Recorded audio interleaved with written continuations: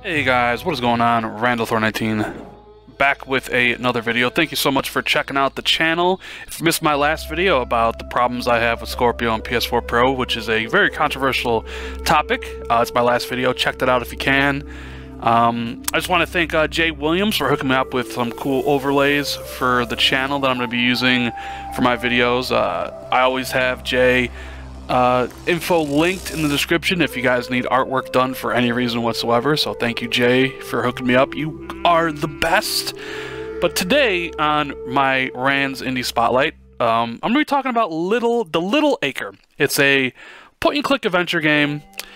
Which, geez, there are quite a lot of point-and-click adventure games lately, haven't there been? I think I just did a review about Her Majesty's Spiffing the other day. But anyways, so the Little Acre, it is a point-and-click adventure. You can complete it in an hour, yes.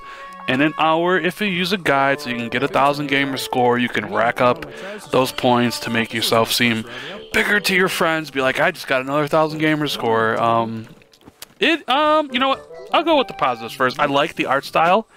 It reminds me of kind of like some of the older Disney movies or whatever. It's got a very cool art style, hand drawn from what I understand from Pewter Games, published by Curve Digital. The story doesn't really get going until halfway through, and by the time you actually start appreciating what's going on in the story, the game's over. I honestly thought when I was playing through the game, I thought it was like, oh, this is episode 1, and that they're gonna finish this up in episode 2. But alas, it is its own full game. Other than that, though, there aren't. Other than the shortness of the game, I guess could be a positive or negative, depending on where you sit. I believe this game is $12, so it's on the cheaper end than some of these games, but still.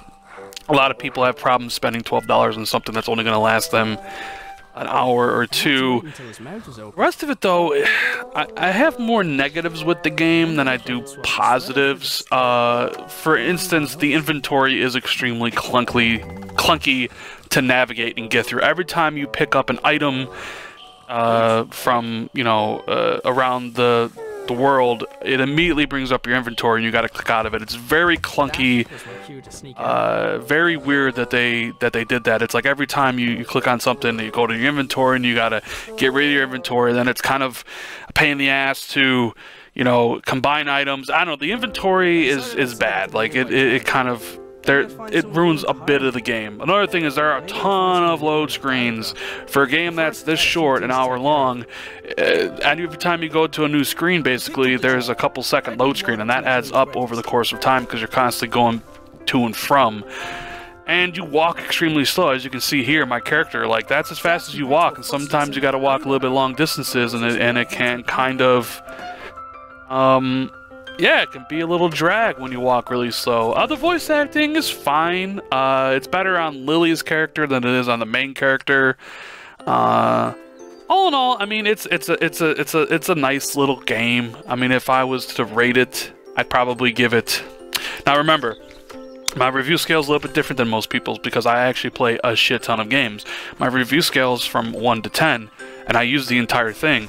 10 being like almost a perfect game, or as close to it as possible. 1 being like the Soda Drinker Pro or Horse Racing 2016, like the absolute dreg of a game you could possibly play. 5 is just average to me. I know that sounds like weird. A lot of people assume, a lot of people have been brainwashed by the IGN, GameSpot, all those different types of review scales. But a 5 to me is just an average game. And this game sits right at a 5. It is an average game. I mean, there are a couple things it does good, a couple things it does bad. They kind of equal each other out, and you just have this hour-long average game. I mean, I can see some love that was made into this. Clearly, the guys who, hand drew it and stuff, they had a lot of love for this game. So if you're looking to get your gamer score up, pick this game up. It's an hour long if you follow a guide. If you're into point-and-click adventures, there are better ones out there. So I would say wait for a sale on it. And if you're not really interested in these type of games, I mean, I don't know what to say. But hey, I just wanted to shine the spotlight on another indie game that's come out recently. So thanks for watching, guys. Hope you enjoyed the video. Hit that like button. Consider subscribing for more content. And I will see everybody either later today for another video or tomorrow. Peace.